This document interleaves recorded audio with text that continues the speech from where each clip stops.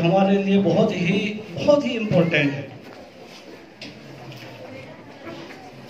لیکن جب کوئی قوم اپنے ماضی کو بھول جائے تو مستقبل کا سنورنا مشکل ہو جاتا ہے. کچھ ایسا ہی احساس ہونے لگا کہ آج یہ قوم، کہ جس قوم کے مہان پروشوں نے، مہان ہستیوں نے، بزرگوں نے، سپہ سالاروں نے اپنی جانوں کے نذرانے پیش کر کے اس مادر وطن کو ایسی حکومت سے آزاد کرایا تھا کہ جس کا شہرہ یہ تھا کہ جس کی بات مشہور تھی تو اس کا سورج غروب نہیں ہوتا.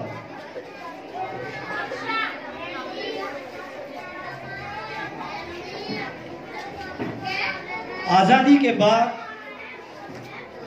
انہی بزرگوں نے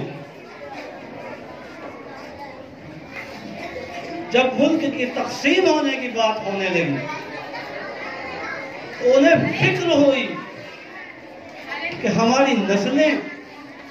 ہماری اولادیں جو اس وطن عزیز کے اندر رہیں گے ان کو زندگی گزارنے کے لیے آزاد کیسے رکھا جائے گا، ان کے حقوق کی حفاظت کیسے ہوگی. پیدا ہونے سے لے کر موت تک ان کی تعلیم ہے، ان کے کاروبار ہیں، ان کے دینی ادارے ہیں، ان کی مذہبی پہچان و شناخت ہے. اس شناخت کو اس ملک کے اندر کیسے باقی رکھا جائے گا، اس تہذیب و تمدن کو. کیونکہ اس ملک کی ایک خصوصیت یہ ہے کہ یہاں مختلف مذہبوں کے لوگ اپنے اپنے مذہب کے اعتبار سے آزاد رہنا چاہتے ہیں. اس بات کو ان بزرگوں نے جنہوں نے ملک کو آزاد کرایا تھا اچھے طریقے سے سمجھ لیا تھا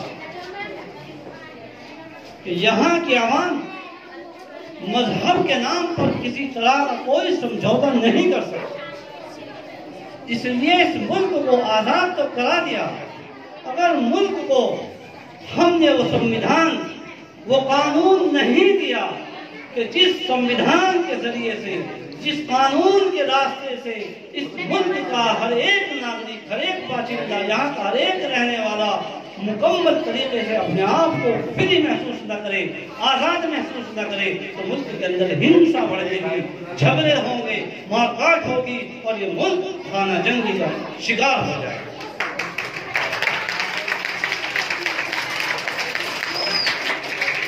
سموِدھان کمیٹی بنائی گئی. اس کمیٹی کے یہ سموِدھان صرف ڈاکٹر بھیم راؤ امبیڈکر کی دین نہیں ہے. سموِدھان کمیٹی کے چیئرمین ڈاکٹر بھیم راؤ امبیڈکر ہے. اس میں جمعیت علماء ہند کے اس وقت کے جنرل سیکریٹری حضرت مولانا حفظ الرحمان سیوہانی، مولانا ابوالکلام آزاد اور اسی طریقے سے 5 نام ہیں جن میں سے ڈاکٹر بھیم راؤ امبیڈکر کو کمیٹی کا، سموِدھان کمیٹی کا چیئرمین بنایا ہے. اس لیے ڈاکٹر بھیم راؤ امبیڈکر کے نام سے یہ بات مشہور ہے کہ سموِدھان انہوں نے بنایا. آرٹیکل 25، آرٹیکل 14A جتنے حقوق مسلمانوں کو سموِدھان نے دیے ہیں وہ سب مولانا حفظ الرحمان سیوہانی اور حضرت مولانا ابوالکلام آزاد کے مرتب کیے ہوئے ہیں. لیکن افسوس کہ جو چال ایک چلی گئی دیش کی آزادی کے بعد وہ ہمارے اداروں سے، ان نونہالوں سے، ذمہ داروں سے جو کوشش کی گئی تھی کسی ایک خاص سوچ کے تحت، وہ اس مشن میں کامیاب ہو. آج جب نعرے لگائے جاتے ہیں مجھے اعتراض نہیں ہے خدا کا خاصہ کسی بات کا، جن لوگوں نے اس ملک کو آزاد کرانے میں قربانیاں کی ہیں، ہم ان کے قدموں کی دھول کو خوشبو بنا کر رکھنا پسند کرتے ہیں۔ جنہوں نے پسینہ بہایا ہے وہ ہمارے لیے عطر کا کام ہے، جنہوں نے اپنے وقت کی قربانیاں کی ہیں وہ رہتی دنیا تک آباد کرنے کے قابل ہیں۔ ان کا احسان ہے اس ملک کے ایک ایک انسان پر۔ دیش کی آزادی کہاں سے شروع ہوئی؟ حالانکہ موقع دیش کی آزادی پر بولنے کا نہیں ہے، لیکن میں نے چند نعرے سنے، پھر میں نوٹ کیا، میرے ذہن نے یہ کام کیا کہ یہ کیا ہو گیا؟ ماضی کو بھول گئے تو مستقبل کی منزل طے کرنا آسان نہیں ہے۔ بات سنیے، دھیان سے بات سنیے۔ موقع تو دستور کا ہے، یوم جمہوریہ ہے، گنتنتر دیوس ہے۔ بات تو اس کی ہے کہ ہمیں انہی مہاپروشوں کی سوچ نے آج اس ملک میں سانس لینے کا موقع دیا ہے کہ ہم آزادی کے ساتھ سینہ چوڑا کر کے کہتے ہیں کہ ہم بھارت واسی ہیں، بھارت کے ناگرک ہیں۔ یہ تو موقع ملا ہے اور یہاں آزادی ہے۔ کچھ ایسی طاقتیں بھی ہیں کہ جو نفرت پھیلانا چاہتی ہیں، جو توڑنا چاہتی ہیں، جو تقسیم کرنا، دستور نے تھی، سمویدھان نے ان لوگوں کو ناکام کیا۔ آج بھی ناکام ہے، آگے بھی ناکام ہے۔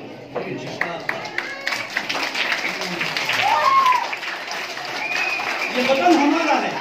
یہ دیش ہمارا ہے، یہاں ہمارے مہان پروشوں نے قربانیاں دی ہیں، اپنے خون سے سینچا ہے۔ اس وطن سے ہمیں محبت ہے، ہم یہاں پیدا ہوئے،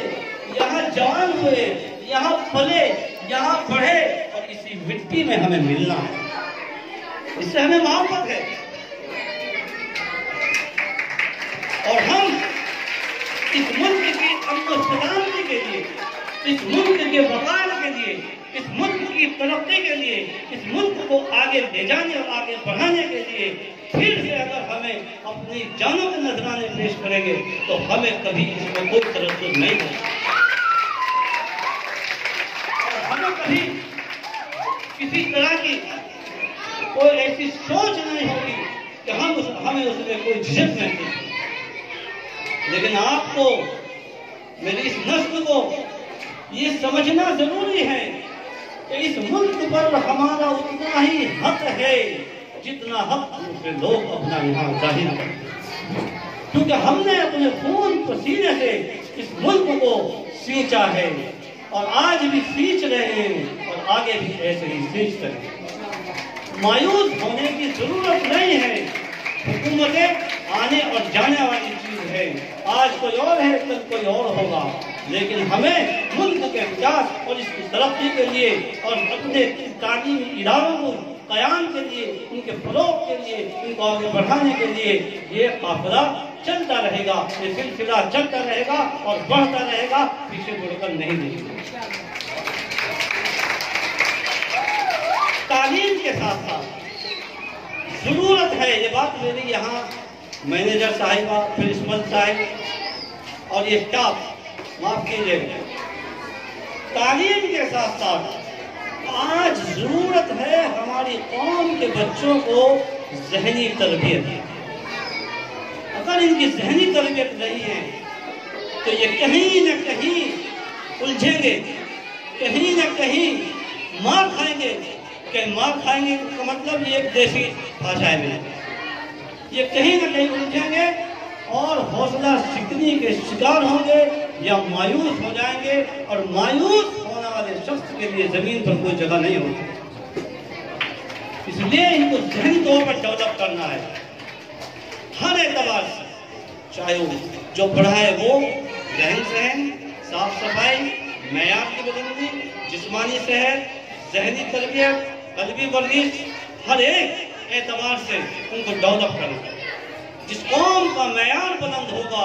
اس قوم کے حوصلے بلند ہیں، جس قوم کا معیار بلند نہیں ہوگا وہ پڑھنے لکھنے کے باوجود بھی حوصلہ شکنی کا شکار ہوں گے اور مایوسی کی طرف چلتے ہیں۔ مایوسی سے بچانا ہے، قوم کو مایوسی سے بچانا ہے، اپنی ہسٹری کو دیکھنا ہے، قربانیاں دینے والوں کے ناموں کو اجاگر کرنا ہے کہ معمار کون ہیں، ملک کے معمار کون ہیں۔ آپ کے پڑوس میں یہ پھلت ہے، پھلت کھتولی سے بہت قریب، تقریباً 2.5-3 کلومیٹر۔ یہاں جنمے، یہاں پیدا ہوئے محدث کبیر، محدث عظیم حضرت مولانا شاہ ولی اللہ محدث دہلوی کے نام سے دنیا ان کو جانتی ہے۔ اور ایک بات اور بتا دوں کہ پورے ہندوستان ملک کے اندر، بلکہ بر صغیر کے اندر، ایشیا کے اندر جو ایک علم حدیث ہے جس کو پڑھنے کے بعد عالم بنتے ہیں، وہ پورے اس بر صغیر میں انہی کی دین ہے، وہی لے گئے۔ 1749 کے اندر دہلی میں مسجد کے حجرے میں بیٹھ کر اس شخص نے، جس کا تعلق آپ کے قریب سے ہے، یہ اس بات کی فکر کی، کہاں 1749 کہاں 1947، آپ اندازہ لگا سکتے ہیں۔ وہاں بیٹھ کر فکر کی کہ انگریزوں نے ہندوستانی عوام کا جینا مشکل کر دیا، یہاں کھلی ہوا میں سانس لینا مشکل ہو گیا، آزادی کی زندگی ختم ہو گئی، مذہب کا اختیار کرنا مشکل ہو گیا، جس کو چاہتے ہیں، جیسے چاہتے ہیں، جب چاہتے ہیں، جہاں چاہتے ہیں، ظلم و تشدد کا شکار کرتے ہیں۔ اور وہ وقت ایسا تھا کہ کسی کی ہمت نہیں تھی کہ انگریز کے خلاف کوئی جہاد کا فتویٰ دے۔ یہ آپ کے اسی ضلع کے قصبے کے قریب کے شاہ ولی اللہ محدث دہلوی رحمۃ اللہ علیہ نے 1749 میں انگریزوں کے خلاف فتویٰ دیا کہ انگریزوں سے جہاد کرنا لازم ہے، ضروری ہے، جب تک ہندوستان کی سرزمین کو انگریز نہیں چھوڑ دے گا، جب تک ہر ہندوستانی ناگرک کے اوپر لازم ہے کہ وہ انگریز سے مقابلہ کرے۔ یہ اتہاس ہے۔ یہ سلسلہ یہاں سے شروع ہو کر بہت مختصر شام تک بولتے رہو تو ان علماء کے نام ختم نہیں ہوں گے۔ 1857 کی جنگ آزادی شاملی کے میدان کے اندر جو بھڑکی ہے، مولانا رشید احمد گنگوہی، حضرت مولانا قاسم نانوتوی، حافظ جامن رحمۃ اللہ علیہ اسی میدان میں اسی جنگ میں شہید ہوئے، کاندھے پر ان کو اٹھا کر لے جایا گیا اور حجر تک پہنچایا گیا، جہاں جا کر وہ شہید ہو گئے۔ ایک دن پہلے کی تاریخ ان کی یہ ہے کہ انہوں نے وہ غسل کیا، نہائے، اچھے کپڑے پہنے، امامہ باندھا اور ایسا محسوس ہونے لگا کہ جیسے دلہا بارات کے لیے تیار ہو رہا ہے۔ وہ محسوس کر چکے تھے کہ آپ کے آنے والی کل اس ملک عزیز اور وطن عزیز کے لیے مجھے اپنی جان کا نذرانہ پیش کر کے جام شہادت نوش کرنا۔ وہ آندولن ریشمی رومال آندولن، ریشمی رومال آندولن اگر ہندوستان کی تاریخ کو، آزادی کی اتہاس کو، بات سنیے، ہندوستان کے آزادی کے اتہاس کو جب لکھا جائے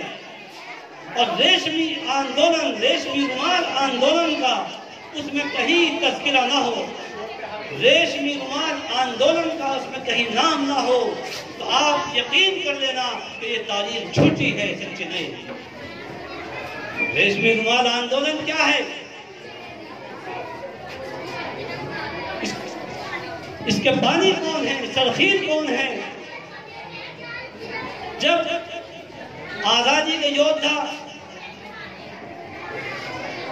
جو جنگ آزادی کے لیے جیلوں میں تھے، قربانیاں دے رہے تھے، جب انہیں لگنے لگا کہ ہمارے بیچ میں جاسوس پیدا ہو گئے، غدار وطن پیدا ہو گئے، تو انہوں نے ایک ہنس بنایا، رومال۔ یہ ایک طویل بات ہے، مختصر بس یہیں پہ بات ختم کرتا ہوں۔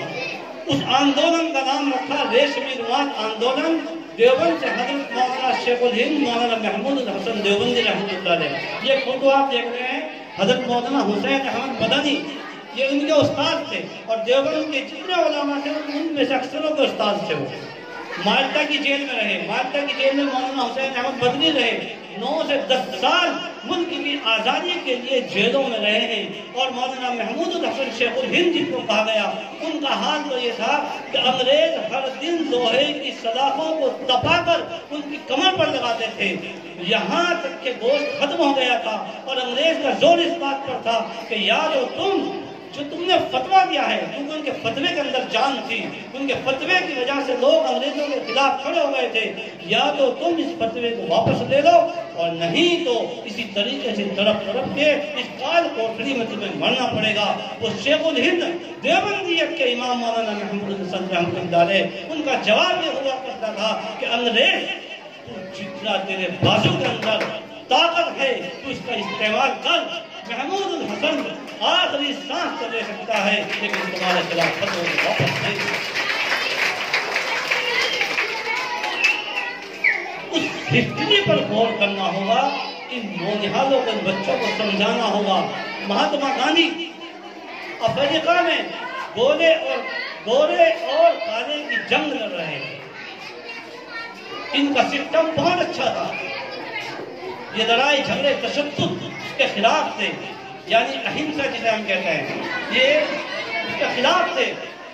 ان کے آندولن کو یہاں ہمارے ان بزرگوں نے پسند کیا کہ ایک شخص بیرسٹر ہے، یہ اتہاس ہے، جو افریقہ کے اندر کالے اور گورے کی جنگ کر رہا ہے، ان کے خلاف جو بھید بھاؤ ہے، جو نفرت ہے، اسے مٹانا چاہتا ہے۔ تو یہ پلان بنایا کہ ان کو ہندوستان لایا جائے، ہندوستان کا سفر کرایا، اور بہت بڑی تعداد میں علماء نے اکٹھے ہو کر بامبے کے اندر ریلوے اسٹیشن پر رام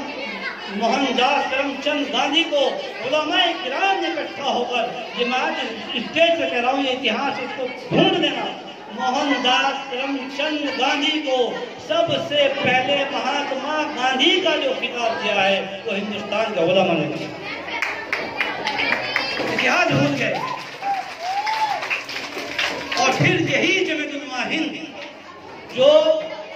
کبھی تحریک خلافت، کبھی کسی اور انداز میں ملک کی آزادی کی لڑائی لڑ رہی تھی، اور پھر 1919 کے اندر باضابطہ ایک سنگٹھن بنایا، اور اس سنگٹھن ایک پلیٹ فارم تیار کر کے مہاتما گاندھی اور ہندوستان کے ملک کے دیگر